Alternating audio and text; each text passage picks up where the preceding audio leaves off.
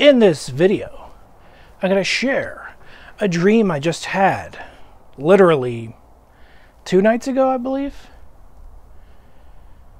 It impressed upon me enough where I consider it based on recalling it, and I'm not going to edit this video. Actually, let's switch this to the old stopwatch mode.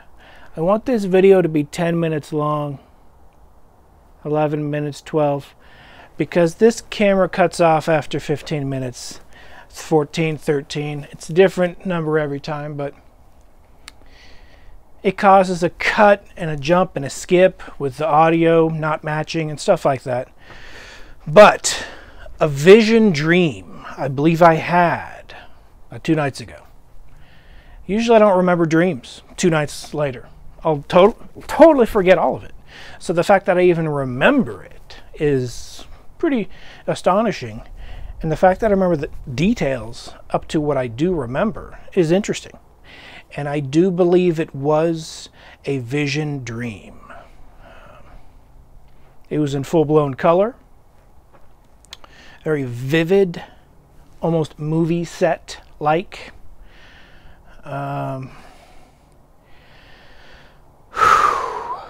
This is how it started. So I walk into a bookstore. It's a modest bookstore. I've walked into many bookstores. It's just a regular bookstore. Nothing special about it except for it does seem to have an old-timey feel to it.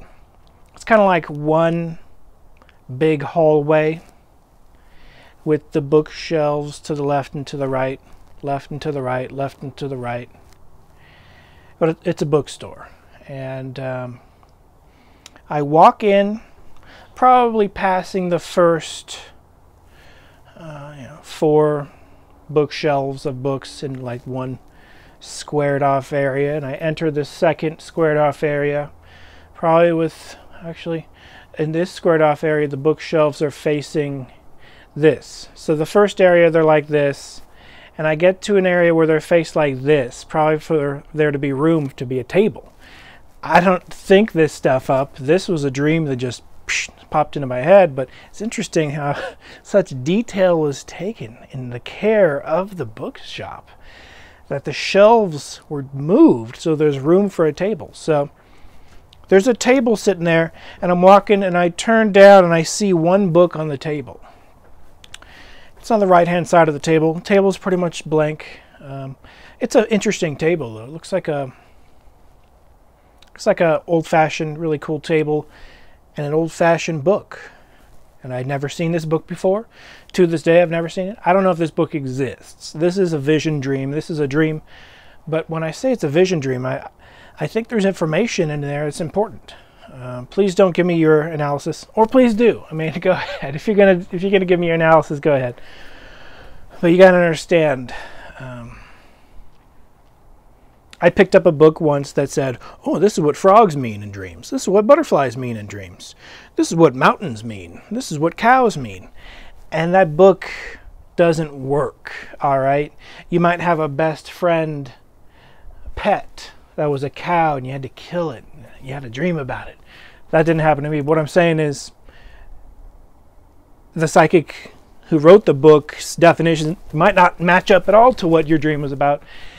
There's no one book that can tell you what every dream is about. I'd say that's a total shuckster move trying to make money off of people that want to interpret their dreams. Now, famously, there's dream interpreters, and it's a gift. You either have the gift or you don't. Some people are going to claim they have it, write a book.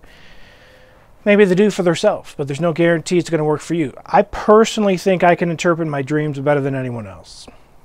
So I don't seek interpretations, but I've been pondering this dream for a good 2 days.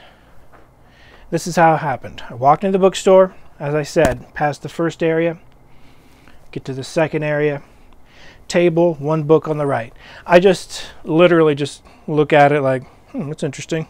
I don't say anything, I just kind of think that. And an old man shows up, and he's wearing a sweater, a knitted sweater. I don't know what color it was. It might have been gray, it might have been really faded green. But there was stark, vivid colors in the bookshop itself.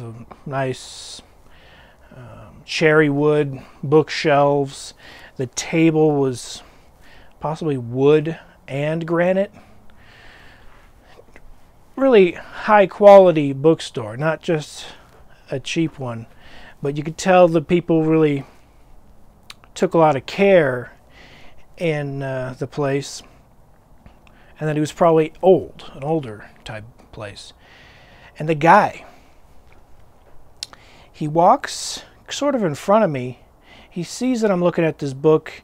Then he walks behind me and he grabs a book off the shelf that's behind me. And then he puts it down in front of me. And it's the same book that's already on the table. So now there's two books on the table that are the same, except it's a different edition. The one on the table is like a deluxe boxed edition. And the one he puts down in front of me, I think is a leather edition. That's somehow nicer, but doesn't come with the box. And doesn't have the paper dust jacket. So it's a slightly different version. I look at both versions. I look at the boxed version, only maybe the title page, and it's in Latin. The title of the book is in Latin. It's 2 words. I remember the first Latin word was longer than the second Latin word. The second Latin word was very short. The first Latin word was, I don't know, 4 to 8 characters. I can't remember exactly because I don't speak Latin, so I couldn't really memorize. Most of the dream was symbology, symbolic. The second edition, which had the same title on the front, which is how I knew it was the same book, I opened it up. The leather on it was interesting. The first book, I think it was brownish. Maybe the paper dust jacket was brown. The second version had green leather. Definitely a design. Probably brown. Maybe some black. I didn't pay too close attention. I just opened it up. And every page had pictures. I remember that. Every page was pictures. Very common in dreams. Dreams focus in symbols, especially vision dreams, especially dreams that are meant to teach you or give you information. You're rarely going to see people talk to you in regular sentences in a dream. You're rarely going to see a whiteboard with elaborate sentences and paragraphs. If you do see words, it's usually going to be something really simple, or it'll be blurred out and focused on an image. And every page was woodcuts, but they were painted in colored woodcuts in this book. Some of the woodcuts looked medieval, and some of the woodcuts, which were all painted in, some of the woodcuts looked modern. So it was an interesting combination of both ancient and modern. And I was flipping through it, and then I get to the second section of the book, and there's a leather flap in front of the second section. And I'm not talking chapters, I'm talking sections. If I had to guess, there were maybe 4 sections, maybe 6 sections of the book with these leather flaps separating it. I've never seen anything like that in my life. If you've seen a book with leather flaps that separate, where are we at? Where are we at? We 8 minutes in? Dang nabbit. If you see a book with leather flaps, I think we're 8 minutes in this. I'm going as fast as I can, unless that's what time it is. Maybe it's 8 o'clock. I'm new to this watch. Okay, leather flaps were definitely green. They were green colored leather flaps, and they're considerably thick. I'm like, oh, that's unusual. And I turn it, it's basically a chapter heading, but it's more than a chapter heading, it's a section heading. And like I said, there was only about 4 to 6. I only saw 2 leather flaps, but I only got in the book that deep. There were definitely more. I could see them. So that's a clue as to what it is, or some rare version of some rare book I've never heard of. I can't tell you what the last Latin word is, which I believe is 3 letters, very short. Because the second I tell you, someone might find it. Maybe there's only one on Amazon, and they buy it, and they get the secrets that this dream was sending to me, and I don't, and I miss out on it. So I can't give you, I've already given too much, because if the book exists, this dream was telling me to get it. And if it exists, I'll find it. I collect occult books. I'm familiar with many books, Latin titles with 2 Latin words. The Ars Goetia. Ars stands for art. We have, if there's a book called the Ars Hermetica, that would be art pertaining to Hermeticism, the study of the philosophy and belief system set up by Hermes, the great philosopher slash magician, occultist, whatever you want to call him. But, Ars Daemonologia would be art based on demonology, demons. And that's very common in religious texts. You'll see paintings, elaborate ones, of demons. The woodcuts in this occult book was clearly an occult book. There were some demons in it, but there were some generic looking, perhaps alchemical designs in there. I don't think it was an alchemy book though. It just had some really bizarre occult woodcuts, all colored in. All of them to be colored in is kind of rare because you don't see that too often. And I looked, and I forgot to mention this. Walking into the bookstore, how many sections were there in this hallway? I would say about 4 to 6, exactly like the book having sections. Interesting. So it was, I would say, as many as 6 sections, and I was in section 2. And at the end of the bookstore, there was no wall. It went into a graveyard, and you could see the headstones and the grass. There's a graveyard in the backyard of the bookstore. The bookstore didn't have a wall.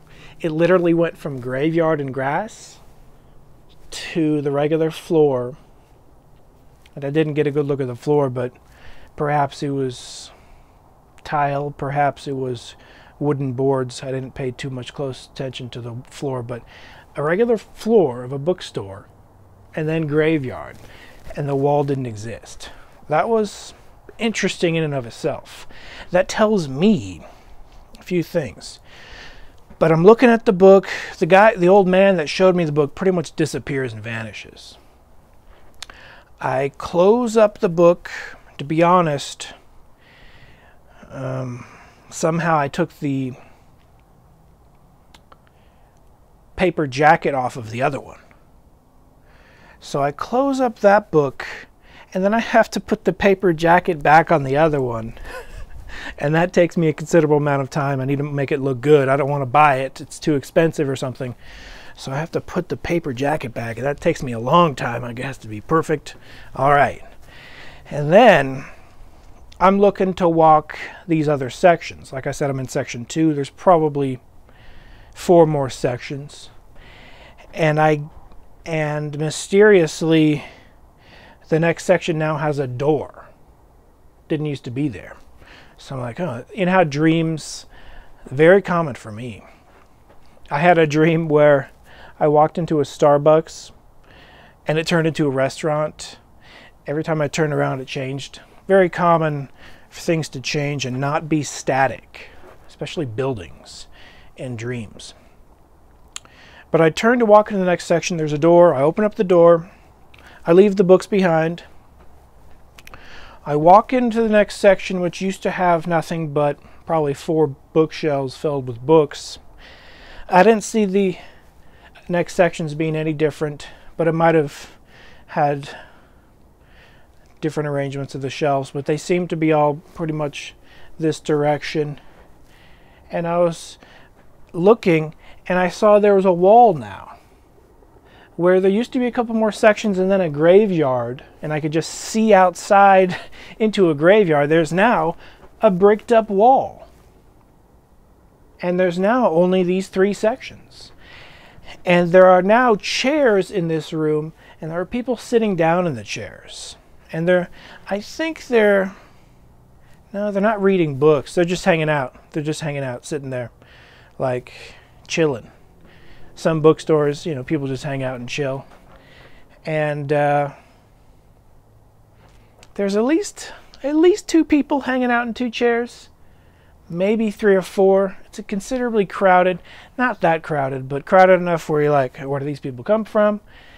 And okay, now I do remember. The bookshelves in this room were like this, so they can make room for the chairs and the people sitting down. Okay, so that might have changed. And what happens is I left stuff on the ground next to the bookshelf over here, not too far away from some guy sitting over here. And I now somehow have magical powers.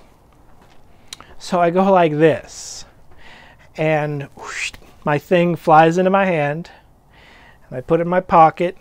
And I do this with 3 more objects, and then I have a hat. And I'm like, oh yeah, my hat. And the hat flies, and I put my hat on, and I turn around, and oh yeah, the door's closed at this point. So I'm like, oh yeah, I don't need to turn the knob. So I open the door with my new telekinesis powers. I open the door. It opens. Then I walk in the door, and I close the door with my magic powers. I'm so lazy. I use these new magic powers to close the door. So it's very interesting that,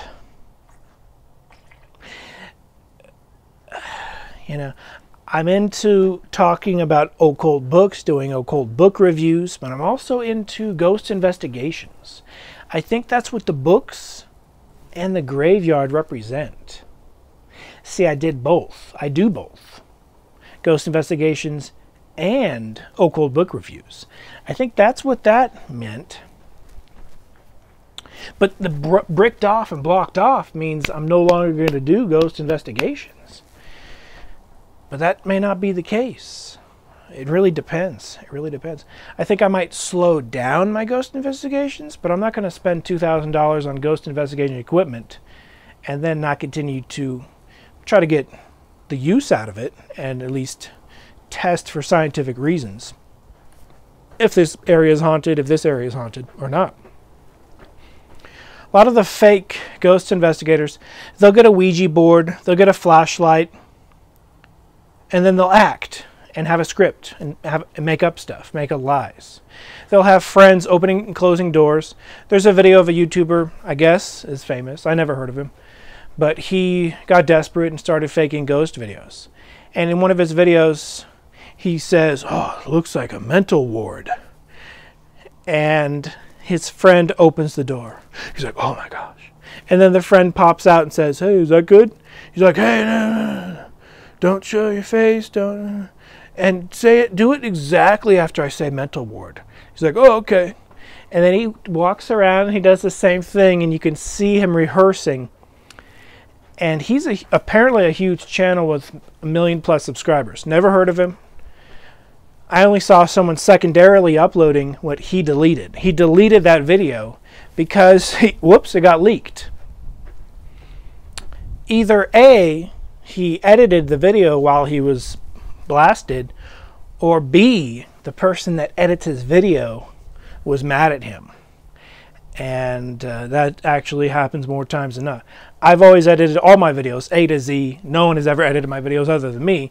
I would love to be at a level where I would have a staff member, please make it look cool, because there's all these cool special effects I can't do. I don't know how to do them. I don't have the most up-to-date software. Anyway,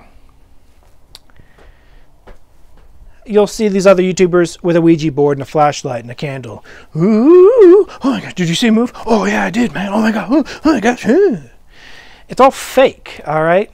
I spent $2,000 on professional, legitimate spirit investigation equipment, all right? It's not fake. I wouldn't waste my money on that and not even show all of it. I probably showed on camera 1/3 of it, 1/4 at best, 2/3, 3/3, whatever. 3/3. Just these sprinklers are going off around me, messing me up a little bit. But it's the desert, gotta water the plants in the middle of the night so the sun doesn't evaporate the water. But this book, I gotta find it. I did already search, and I found two Latin names of modern occultists. Not even close. It's not the right thing. It's not. It has to match to an extent what I saw inside. As far as those leather flaps, that's probably the super deluxe edition from 500 years ago. It definitely had an antique look to it. Even if some of the woodcuts look modern, Dreams will give you some interesting information. Is it true? Was it just my imagination? I don't think it was my imagination. The blocking off was an interesting thing. The prediction was I'm no longer going to do ghost investigations. I disagree. I will. In fact, I'm going to up the ante, hopefully get some team members so you, the viewer, can see that I'm not the only one that witnessed it with my eyeballs. People will question, how do we know you didn't do that? Here's some team members to back me up. Now, there's always the problem of, are you all holding cameras on each other in a circle? And I see that on the ghost shows because they want to show the audience, no, we weren't holding gimmicks. We're the only ones in this building that's locked down. But you don't know that, understandably. But having a second and third team member at a place where you see poltergeist activity, here is where the liars, the hoaxsters and fraudsters, always fail. They never sit down and tell you what happened for an hour. They couldn't to save their life because they know they don't have anything to talk about because they just pulled it with a string. A true, authentic contactee, witness, experiencer, whatever you want to call it, can sit down and tell you that story 1,000 times, change up the words maybe, because they don't have it written. It's not a script. It actually happened, but they can honestly have a dialogue with what happened. A person that just pulled a string and faked it, they're not going to have that dialogue and that thought process. What happened? Because they already know what happened. They pulled a string and it was fake. It was all a gimmick for clickbait. Some of my videos are more serious than others. I have a few comedic videos, like the Tommy Wiseau investigation, because I'm a fan of Tommy Wiseau, but at the same time I didn't want to thoroughly investigate the guy. He's innocent of anything. He's not a hoaxer. He's an honest person. He came to the United States. He spent a bunch of money on making a movie because that was his dream. Where he got that money? Real estate. Some say a car accident. Maybe he inherited it. Maybe he sold a bunch of jeans. We're talking he would have to sell millions of dollars worth of jeans. But all of the above. He's a very entrepreneur, enterprising individual. And I'm going to be... Pardon me. I'm going to be not editing this video at all. I'm going to be designing some new patches. I'm going to be selling these patches. Patches aren't cheap. But I'm going to design some really nice patches. I'm going to start a whole new ghost investigation unit team. You will see. For my Patreon patrons, I'm going to give you all a patch. I don't have these patches made yet. This is a 2019 goal. I want to have a couple different designs of this patch. I'm a really good t-shirt designer. Whether you like my last t-shirt design or not, I thought it was pretty cool. The skull off the top of my head, I didn't record myself drawing it because it wasn't that good. But the skull was pretty good. So I'm going to use that skull in the patches. But I'm going to put Mysterialis on there. I'm getting ahead of myself. I should have made that a separate video. My vision dream. Have you ever had a vision dream? Share your vision dream in the comments section. But this prediction was that I'm not going to do ghost investigations. I disagree, or there's going to be a blocked up. But here's the interesting part. I'm going to get magic powers and move objects. That's scary. That gives into the realm of having Jedi powers seems like fun and games, but the only way you can have telekinesis like that is if demons are picking up the items and handing them to you. I don't think there are many people on planet Earth that can have that done or do that. But John Chang, I did a video on him, how he can go like this, and 10 feet away, 3 VHS boxes knocked down, consistently every single time, not wind related. I guarantee he could do it in any environment. He could put those boxes probably 20 feet away in any environment. Still do it because it's his demon familiar doing it for him. John Chang, he says if he meditates for long enough, and he gets his power from meditation. He admits it. He calls it chi energy. And I talked to a black belt, Kung Fu master, and he probably wasn't Kung Fu. I think he was Tai Chi master. And I said, hey, have you ever heard of chi energy? Can you build up chi energy and go like this and go, ugh? And he said, I never heard of that. He said, people might call it different things. Yin and yang energy? He said, no, I never heard of yin and yang energy. But that's what John Chang calls it. And he's a Qui-Gon master. And I said, I guess I've searched around Qui-Gon master. It's a very tiny thing. It's not popular. Most people in the United States have never heard of it.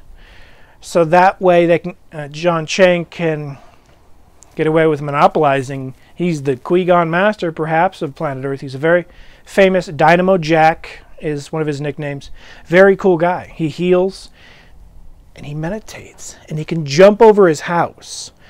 Straight out of Crouching Tiger, Hidden Dragon. He can jump over his house. He can jump like 30 feet. After meditating for like 10 hours.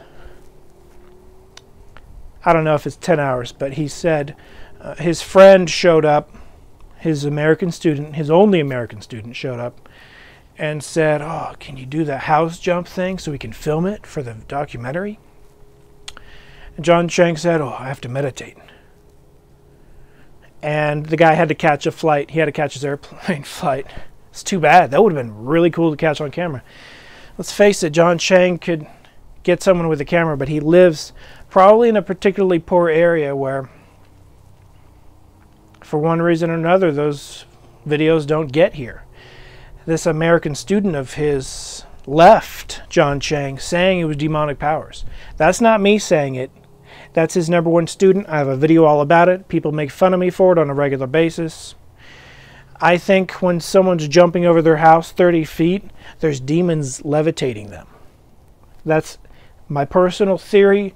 If it ever took place, that's straight up levitation. And as Penn and Teller will say, they only know a few methods of levitation. And they're all illusion. They're all tricks. Jumping 30 feet over your house using yin energy It's yin energy. If I said any otherwise, I meant yin energy. John Chang says it's yin energy. John Chang says demons are and this is John Chang, says demons are constantly trying to steal his yin energy. Actually, a somewhat common concept in the Orient. Past dynasty kings, emperors of China had similar paranoias of people, entities trying to steal their energy. They might have not called it yin energy, but they called it their energy. And I believe that's an inspiration, perhaps, for certain spoofs that we've seen over the years in Hollywood. But that's an ancient emperor, can't remember his name. He went to the extreme extent. That's it for another video. As far as my dream, I put on the hat, open the door using the powers, walk out the door, close the door with my powers. So it's indicating I'm going to get supernatural powers. It could have been a demon dream. I'm not going to lie. I've been talking about demon dreams for a long time. What's the difference between a vision dream and a demon dream? To be honest, only you can interpret the difference. It possibly could have been a vision dream of positivity, warning me against such powers coming from such occult books. But I don't practice. I recently tweeted some things, I wish I had my phone with me, that if you're afraid, and I see this occasionally, believe it or not, people warn against reading certain books. For example, someone says, oh, that book, no, that book's dangerous, don't even open it, man. But in my opinion, all books are neutral information, text on paper. And if you think text on paper is dangerous, you've already lost the game of knowledge. That's not an exact quote of what I wrote. I wrote the quote and I invented it on the spot when I tweeted it. It sounds better than that, but don't be afraid of learning knowledge from a piece of paper inside of a bound book, because you can learn stuff from books that you can't from TV, that you can't from the internet. You know why? Because Google Books hasn't scanned it yet. And even if Google Books did scan it, they didn't scan anything. They didn't scan what you can get out of it when you read it over and over. I've learned a good amount of things. I haven't shared any of them from any of the occult books I read, except for during my book reviews, I'll spill out a couple thoughts here and there. What I'm saying is my occult books I've never book reviewed, I have gained some great insights, but they relate to my corners of rooms and my 2011 poltergeist encounter, which really happened to me. It's still a traumatic incident when I recall it. I would be open to a lie detector test. I would be open to hypnosis. It would be interesting to record a hypnosis session so it freaks out the hypnotist. Although I don't necessarily trust hypnotism, I think it would be interesting because a hypnotic session, you can get regressed information during traumatic events. And the 2011 poltergeist encounter was clearly the most traumatic event of my life, short of almost dying on the side of the road once. But I recall that. Short of, being electrocuted. I guess I can get a regression of what I was thinking during that electrocution, but I was only 4 years old. But no, almost dying on the side of the road. I've never told that story, I don't think. Yeah, I almost died on the side of the road once. Anyway, got electrocuted, so I've almost died twice. You know, hopefully I have more than 9 lives. You know, I want to stay alive, but a lot of people think I'm an idiot. A lot of people think I'm a moron. People make fun of, and they actually love an idiot and a moron. And trust me, guys, great subscribers that have the dedication to support me. Easily 50% of the comments I get are negative. Now, you might not see that on the newer videos, but most of my comments come from my older videos. And I'm not going to repeat a single one of those negative comments because I focus on positivity. 'Tis the season to be nice to people. So I challenge you to be nice to someone that you normally wouldn't be nice to during this holiday season. Be positive-minded where you normally would go, "Ugh, ugh." Now maybe you would never do that. Maybe you're such a positive person. In my mind, I might occasionally go, "Ugh." But try to be positive during this season. Try to be nice. My Poltergeist 2011 incident happened. Check out those videos of me talking about it extensively for hours and hours on end. I could sit down and talk about my Poltergeist encounter that lasted for 6 months, over 160 days in a row, because I have 160 days plus of information of what I encountered. Now, I definitely don't remember all of it. Wouldn't mind being lie detector tested on it. Wouldn't mind being interviewed on it extensively. You know, we have Mr. Beast saying boring thing for 10 hours straight. I could be interviewed for 10 hours straight. I could be interviewed by someone that doesn't believe me.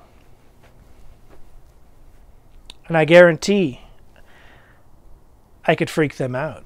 Because if I talk about that for 10 hours, which I've never done, I've probably talked about it for 3 hours here and there in one sitting, but never 10 hours. What happens when I talk about it extensively is demons freaking show up in the freaking room invisibly, and you can tell the atmosphere changes. You can hear them show up. And a skeptic would say, it's just the temperature in the room changed. And most definitely temperatures in the room do change, and it's just the foundation settling. Okay, just the foundation settling. But when you rule out temperature changes and foundation settlings, and you hear and see things move consistently in this, I know what I know, and what I know is spirits exist. I know a location where there's an active spirit that will walk on the grass.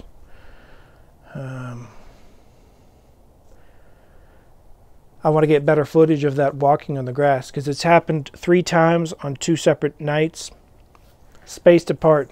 It happened first in February of this year, and it happened second in September of this year. So February, March, April, May, June, July, August, September, very separated. Yet the spirit still stepped on the grass in the same spot 3 separate times. So that spirit was almost showing me a trick that it can. Oh, look what I can do! And it steps on the grass so loudly, it sounds like an animal running in circles psychotically. It sounds like if you cut the head off a chicken and that chicken ran around in a circle psychotically. Very loud. The dry grass is about yay tall. So I can't do the sound, but it's like except grass. And you walk right up to it and you can see it where it was. And I watched it when it happened. And I was convinced 50% that he was an animal. And I was also knowing, I got a couple readings before it happened, that maybe this is a ghost. Even for me who has experienced poltergeist activity for 160 plus days in the year 2011, one incident beforehand,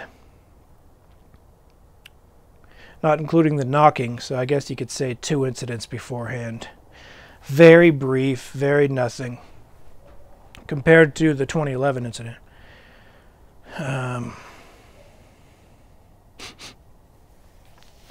Even knowing that poltergeists are real, I've experienced them. I know the tiny, tiny signs. I know the corners of rooms aspect. They show up in the corner of your room. It's their favorite place to pop in. It happened to me every single day in 2011. When something happens every single day for 160 days in a row, you kind of notice. Maybe the first 10 times I didn't notice. But the first time he was extremely prominent and then knocked something over in the corner, I'm like, okay, he likes that corner. Moved everything out, and then I continued to hear creaks in that corner. The curtain was yanked down, or not the curtain, but the green screen was yanked down in that corner. Pinned it up, yanked down a second time. I had a tripod in that corner for easily a couple weeks. The tripod was it seemed like it was smacked down very calculatedly into a stack of my DVDs. The calculation of it being smacked into the DVDs was so precise and perfect. It's like while I was at work, the entity's like, you know what, where are we going to knock over stuff now? And I do believe it was 2 demons at this point. Imps that were assigned to me to harass me. And the 2 imps, which have poltergeist abilities, I call a spirit that can move objects a spirit with poltergeist capabilities. Noisy ghost, German. That's what poltergeist means. And a noisy ghost is a ghost that can knock over stuff, can move stuff. I had a couple visions during the incident that I drew in my book, Corners of Rooms. That book's coming soon. But that book's not related to this book and this dream and this vision I had 2 days ago. If you have any insights on my dream that I had, feel free to leave it in the comments. This video is getting too long, but I do want to explore proving in any way I can, lie detector test, hypnosis, talking, being interviewed for 10 hours straight, talking about it for 10 hours straight, live, whatever the case. I'm not going to edit this video at all. I apologize for the delays, but it is what it is. I wanted to give you a Christmas gift of horrendousness. Here it is. I thank you for watching the documentary. Okay, I'm doing final touches on the documentary. Stay tuned. It's coming soon. Be seeing you.